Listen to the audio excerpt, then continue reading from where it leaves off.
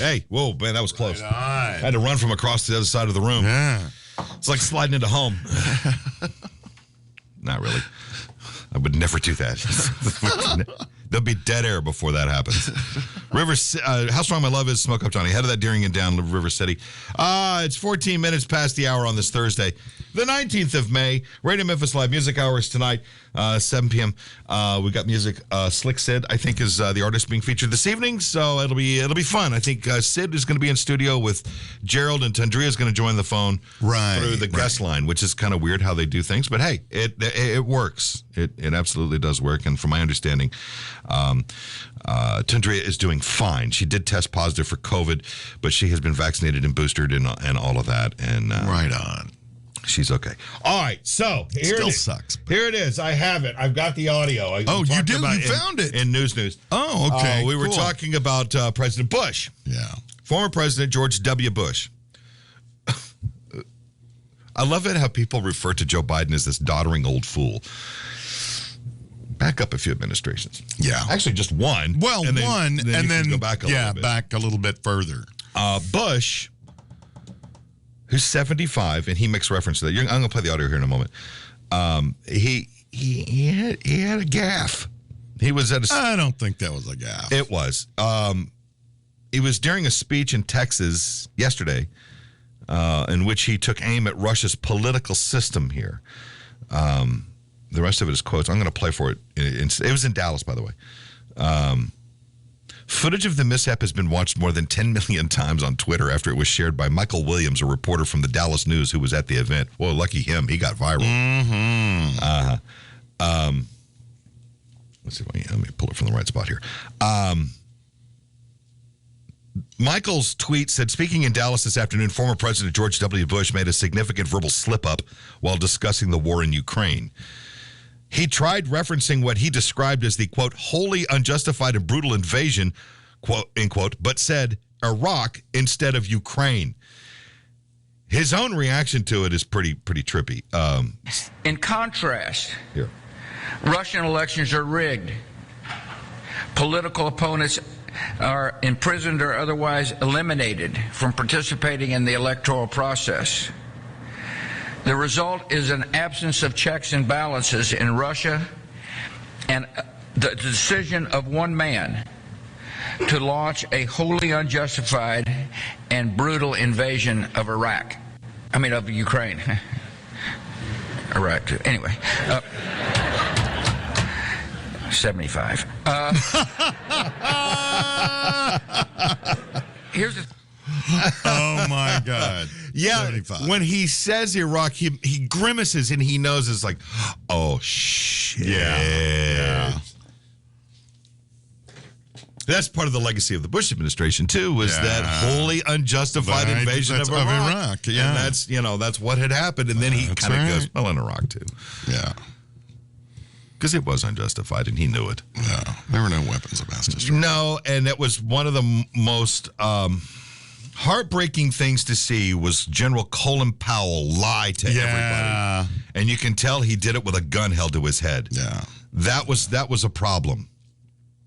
Yeah. I had aspirations for the general. He would have been a great president. Oh, without a doubt. I think so too. He would have been Many people think he would have been. A lot of people did. And then when he got caught in that, I remember watching that thing. I remember laying in bed specifically watching the replays of that whole meeting that he held with the Joint Chiefs of Staff, and he had those giant photographs, and he's pointing those. We think is this, that, and the other. I'm like, no, those are like rusted out fuel tanks. What are you talking about? And that dude what was his name? It was a European dude from the European Nuclear Regulatory Commission or somebody. His job was he was from NATO or the UN. They were looking for the actual weapons, and he was supposedly an expert. Brix was his name. I don't BRIX remember or something. But his report was just comically fraudulent. Oh, really? Yeah, and they had, the U.S. had spent just an absolute boatload of money trying to sort that out. And there was Powell standing there with his ass in the breeze over this whole thing, and it was odd. And then Bush sitting there with that smug look on his face, like, I'm making this happen. And he sold it to Congress to get in there, and do this. And that was the whole point of it. Afghanistan, I think we needed to at the time. Right. But we stayed there far too long. Oh, God, yes. And Iraq, we shouldn't even have been there at all. Right. You know, where people go, well, Saddam Hussein's a bad dude. There are bad people all over the place. That's right. Kim Jong-un. Yeah. Why haven't we gone in to do anything there? Because if we did that, willy-nilly, China would be end involved. Us. Right. Yeah. And we go into Iraq, and the only concern was, well, Saudi Arabia. They don't care. They're not going to want to get involved militarily anyway. Right. And frankly, COVID may take out Kim Jong-un. Well, yeah. And North Korea. Who knows? Well, there's so much that's being kept under a cover, a lid of some sort about COVID in North Korea. I don't think we'll ever likely know just how bad that is. Right. Yeah. It may be worse than you can ever imagine. I did see that they're having a lot of death right now. A lot, and that's going to happen. Well, these are people who are contained, and you can't get news out. I'd like to think, I don't know how true this is, but I'd like to think that other governments have spies that live there. Right. You know, which God love them if they are, because they're having to live like those people that are there. They have to. Yeah. Oh, God. Yeah. And then trying to get the word out. I mean, you know that and plus there's North Koreans themselves that are part of the resistance. As difficult as it is. Now, I do know that there is a group out of Los Angeles, maybe? Somewhere out west. They collect thumb drives. Oh, yeah. If you got a thumb drive you don't need anymore, they have a thing. You walk over to it and you stick the thing in and it wipes it. And then they collect it and they take it and they load it full of videos, film, articles. Yeah, news of sort as current as they can, and then they ship them and they sneak them into North Korea. I don't know how they do it, but they do. Right. Have you seen the videos that people have taken in North Korea? Oh my God, I can't stop watching them. Of the tourists that go. Yeah. And they sneak the cameras around. Yeah. And they take the flashcards out, and then they like put them in an envelope and cram up their ass so they can get them out. Yeah. And the videos in those stores, those department stores, where there's one customer and like 50 employees. And everything looks fresh and real. And then they go into the neighborhoods. And there's starving people laying in the alleyways and whatnot. Yeah, something's not right. If you're a farmer in North Korea, your job is to feed the army first, then you get fed. Wow. So screw the country. Malnutrition is a big problem already. Yeah. Now let's add a respiratory infection that's fatal on top of that. They're going to lose a lot of people. They are, and the only thing that their little dictator leader over there, the guy that Donald Trump salutes, is going to be, we're all going to sit here and watch this tragedy unfold there. Right. Yeah. He wants to fire off rockets and shit to impress Joe Biden while his people are dying. Yeah. And everybody else has said, "Hey, y'all want some of this vaccine we got?" And I go, nah, we're good. We're good. No, we got fish. We'll sauce. pass. We got fish sauce, bitch. Yeah, right. We're gonna have some more kimchi. Ooh, fish sauce. Sounds good. I'm hungry. It's because fish sauce is delightful. Oh yeah. So I don't know. COVID, the pandemic for the past 2+ years has been globally a devastating event. Right. And the reason why North Korea was last to the party on this is because they're an isolated country and it's hard to spread the disease around when your doors are shut. They're already locked down. No problem. Right. No COVID. And with all of the back and forth across the Chinese border with the laborers that work for China from North Korea. North Korea exists to be slaves for China, which is a sad thought, but that's the way it works. Yeah. And now all of this is beginning to unfold there, and those people have no vaccine, they have no immunity, they've been isolated enough, and now they're like an indigenous tribe in the jungles of Brazil. Right. They get this disease, it will spread incredibly quickly because Omicron does that. Yeah. Yeah. And Omicron will kill a lot of these people. Yeah, it will. It will be a humanitarian crisis of which I don't think we will have ever witnessed in our lifetimes. Yeah. And it may be the end of North Korea. That's what I was thinking, too. I think it's unfortunate, but I think it's a very real possibility. They're going to deny assistance from other course. unless China comes in and does something. Yeah, but right. I don't know that they would. I don't know that they would either.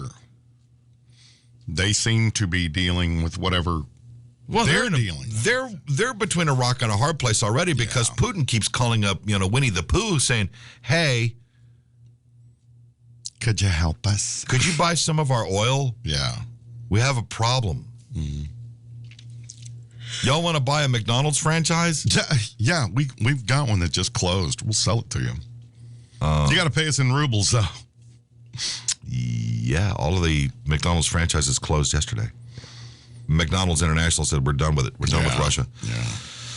But what do you do with China at this point? Because there was talk that China was going to invade Taiwan. I think they're rethinking that now. Because the people of Taiwan, the Taiwanians, if you will. Taiwanese. Yeah, I know. They have shown the same resolve as the Ukrainian people. Yeah. And they're like, we don't care what China says or does. If you want to come over here, that's fine, but we're sending you back in bags. Right. Yeah. I saw video of them doing military exercises in Taiwan. Yes, and there's also, you don't see much video of it, but there's some of the U.S. Navy in and around that area, too. Oh, really? Already. Oh, wow. Now, you want to talk a third world war, then that's possibly... Yeah. But the Chinese know this. Right. The Chinese... And I don't think they want that. No, of course not. They want that. No. Xi Jinping is about, probably a cup and a half smarter than Putin. Right. Maybe more. I don't think Putin cares if he causes a world war. He's delusional now. Yes. He's sick. Well, physically and mentally. I mean, the man's dying. Yeah. He's not in his right mind. Xi Jinping is a capitalist through and through. Right. He knows where the money is, and that's his job, is to sniff out the money. And if he takes that little island of Taiwan... And the rest of the world goes, no, you sell can't what do you that. did to Russia, right? Yeah. We'll cut you off. That would hurt China. It would hurt us, too. It would. Oh, it would hurt the whole world because, everybody would stop buying from them. Well, computer chips would be a problem. Yeah. Electronics. Start making them here. Yeah, but the price will skyrocket. Yeah. And that's the reason why this laptop right here in front of me, I think I paid $150 for it, Best Buy. Right. It's made in China, of course it is. And it's made by slave labor. Right. That's why it's so cheap. Here, you can't put a factory of these things together, and you got to pay, a livable wage of, $4 an hour or whatever it is. Right. Whatever it is that they do drives the cost of the device up. Yeah. We got to be made in America. Well, let's reel in some of this first. Yeah. Let's make the components here. Let's make all the parts here. That keeps the cost down. Yeah. Most of the labor then is done through automation. That would be the way to do it. Yeah. Have the components made here and have the robots do everything. Automated, yeah. Because that's all it is, Yeah. We're building cars that way. Why can't we do it with that kind of stuff? So the price of an iPhone will skyrocket because a lot of those parts and the machines themselves are made in China. Right. So, but there again, on the same side of that, or this different side of that coin, is that Xi Jinping knows this, and if everybody says, "Hey, we've had enough of you and your bullshit attitude, dear China." Right. So here's what we're going to do: we're going to cut you off, and I'm going to go. Wait a minute. Yeah. You can't do that to us. Oh, we can. Notice how Vladdy. You're right. Notice in 1952, we stayed relatively silent about them taking Tibet. Yeah. 52 or 53? 52. When the Dalai Lama got run out. Right. Tibet was its own autonomous region. It was its own country. That's right, yeah. And China just took it. And they wanted to kill the Dalai Lama, and they got him out. Long story. But see the film 7 Years in Tibet. It's a beautiful story. It's kind of true. Nobody said anything about that. They bitched, but there was no military that went and said, you can't do this. Right. India didn't, and it borders that region. Right. Isn't that where the Dalai Lama is now? Yeah, he is at Dharamsala. Yeah. The Indian government said, we will give you a region where you can be the religious and political seat of government for the country of Tibet. So it's called it's called a diaspora. A diaspora is a nation of people or expats devoted to the preservation of culture, language, and religion, and to a certain extent politics, even though that country technically does not exist. Right. It exists on paper, but there's no geographical boundaries. And Tibet is one of those. Right. It's a diaspora. Right. Wow. Yeah. That's kind of weird to think about. And one of the reasons, this is kind of an odd theory, but one of the reasons why China wanted Tibet in the first place was that they wanted to wet their beak in the tourist money of the Himalayas and Everest. Really? Hell, that was it? Well, that's one of the reasons. Oh, okay. Just last week, 10,000 people came off Everest. Last week? Yeah, and one of those was this Sherpa, and I can't remember her name. She has summited Everest 16 times, I think, and she now holds the record. Wow. For the amount of summits. Look, the Himalayan people there, they make so much money off of tourism. Yeah. Because of Everest. And those pictures that you see of the line of people that are going up the mountain is disheartening. That's true. Yeah, I know. And they're just it's like taking a trip to Carlsbad Caverns now. Yeah. And here's the really magical part of all of that. Every one of those people paid on the minimum $100,000 to do it. Yeah. Because you got to have somebody, you got to have a Sherpa. Yeah. A Sherpa doesn't have like a tour guide. There's one Sherpa to like 12 climbers. Okay, over here on your left, everybody come over here. Yeah, right. You'll see the body of an American that's been here since 1990. Yeah, right. They don't do that. Everyone has their own. Yeah. Plus, you got to buy their gear and their food and everything else that goes along with it. And the transportation to and from, was it Kathmandu, I guess, is the closest city to Everest? I think there's a village that's a little bit closer. But, yeah. One of my mom's friends climbed Everest. Really? He was training for quite some time. He was a runner. You got to be in pretty good shape. Well, he used to be. Yeah, right. More. There's a Starbucks about halfway up. Yeah, I think so. You can get you a coffee. Yeah. There's a bench to sit down and cut a smoke. Yeah, and then, exactly right. But they're really light smoke because you don't want to be smoking up in the thin air up there. Dude, that documentary that was done in the 70s, The Man Who Skied Everest. Yes, yeah. There is a hysterical shot of this. It's this Japanese guy that did it, and he's at near the summit, and there's this Sherpa with him, of course, stripped to the waist. He's got sunglasses on, and he's got a hat on, and he's got a butt going, and he's hooking the guy. And it's like, and even the voiceover, the narration part is, to this Sherpa, this is just as natural as walking along a stream, or something along that. Obviously, if you're up that high with no oxygen, smoking a cigarette. He's got a Marlboro going. Right. Marlboro Red, filterless. Oh, yeah, and he's got an ass pocket full of whiskey. Right, it's like, right. Okay, dumbass, here's the down way. I'll see you at the bottom.